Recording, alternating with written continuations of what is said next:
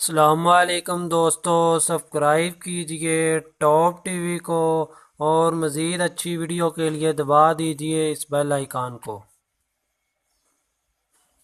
کا منصوبہ تیار ہو چکا ہے۔ اس وقت صرف اور صرف اللہ کی ذات ہے جو عمران خان کو بچا سکتی ہے۔ انٹرنیشنل اسٹیبلشمنٹ کو عمران خان کسی صورت قابل قبول نہیں ہے۔ اصل لڑائی اس وقت یہ ہوئی ہے کہ 1988 سے لے کر 2013 تک جنرل کیانی کے دور تک پاکستان کی اسٹیبلشمنٹ ہمیشہ سے امریکہ کے قبضے میں رہی ہے۔ اسٹیبلشمنٹ صرف فوج اور ایجنسیوں کے اہم لوگوں کا نام نہیں ہے، اس میں ہر وہ شخص شامل ہے جس کے پاس عہدہ ہے۔ مثال کے طور پر نادرا کا چیئرمین بھی اسٹیبلشمنٹ میں آتا ہے۔ اب ہوا یہ ہے کہ جنرل راحیل کے آنے کے بعد پاکستان کی اسٹیبلشمنٹ نے اپنا رخ امریکہ سے پھیرنا شروع کر دیا۔ اس کا پہلا نظارہ یہ تھا کہ پاکستان ٹوٹنے کے قریب پہنچ چکا تھا۔ بلوچستان اور کراچی کو را CIA نے 2015 میں بالکل الگ کر دینا تھا اور MKM سمیت کراچی میں ہر طرح کا دہشت گرد تیار بیٹھا تھا۔ MKM کو بھارت نے ایسے اسلحے کے انبار لگا کر دیے تھے کہ وہ 25 سال تک لڑائی لڑ سکتے تھے۔ جنرل راحیل کے بعد فوج، ISI، رینجر، FC نے دن رات ایک کر کے سب سے پہلے وزیرستان، کراچی، بلوچستان کو بچایا۔ اس پر انٹرنیشنل اسٹیبلشمنٹ کی نیندیں اڑ گئی کہ پاکستان کو توڑنے کا پلان تھا، مگر پاکستانی فوج نے کس طرح 3 سال میں ملک بچا لیا۔ پاکستان کی اسٹیبلشمنٹ نے عمران خان کو چپ کروایا کہ وہ طالبان کے ساتھ مذاکرات کی بات چھوڑ دے۔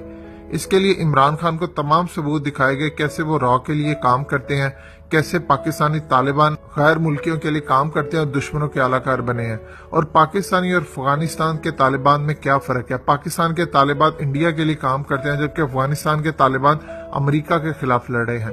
یہ سب جب عمران خان تک پہنچا تو انہوں نے بھی آپریشن کی حمایت کی، جس کے بعد آپریشن ضرب عضب ہوا اور ملک ٹھیک ہو گیا۔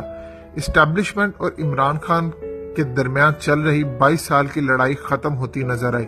انٹرنیشنل اسٹیبلشمنٹ نے پاکستانی فوج اور ISI پر دباؤ ڈالا کہ عمران خان کو سیاست سے کسی طرح آؤٹ کیا جائے، اس کی سیکیورٹی کم کریں، اس تک غلط معلومات پہنچائے، اس کی بجائے نواز شریف کو سپورٹ کریں۔ مگر پاکستانی فوج نے یہ سب کہہ کر انکار کر دیا کہ اگر عمران خان اپنی مرضی اور محنت سے الیکشن جیت کر وزیر اعظم کی کرسی پر پہنچ سکتا ہے تو فوج اور ISI اس کا راستہ نہیں روکے گی۔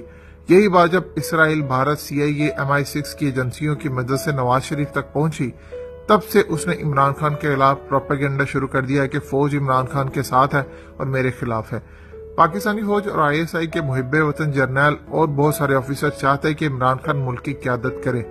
یہ خیال ان کا ایک ووٹر کی حیثیت سے ہے اور ایک محب وطن پاکستانی کی حیثیت سے ہے۔ ان کا خیال ہے کہ آج تک عمران خان کا راستہ روکا جا رہا تھا، اس دفعہ عمران خان کا راستہ روکنا بند آئے گا جو اس وقت پلان چل رہا ہے۔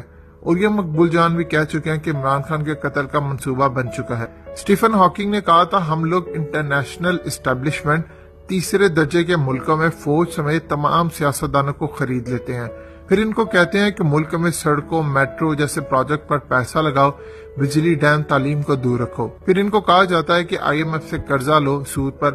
ان کو کرپشن کروائی جاتی ہے، ہر لحاظ سے جب وہ کرپشن کرتے ہیں ان کو مزید ہم قرضہ دیتے ہیں۔ جب قرضہ حد سے زیادہ بڑھ جاتا ہے تو ان کے اثاثے جیسے نیوکلیئر پاکستان کے اثاثے ہیں، اگر وہ نہ ہو تو دوسری تمام چیزیں، موٹر وے سمیت ہر دوسری چیزیں قبضے میں لے لی جاتی ہیں۔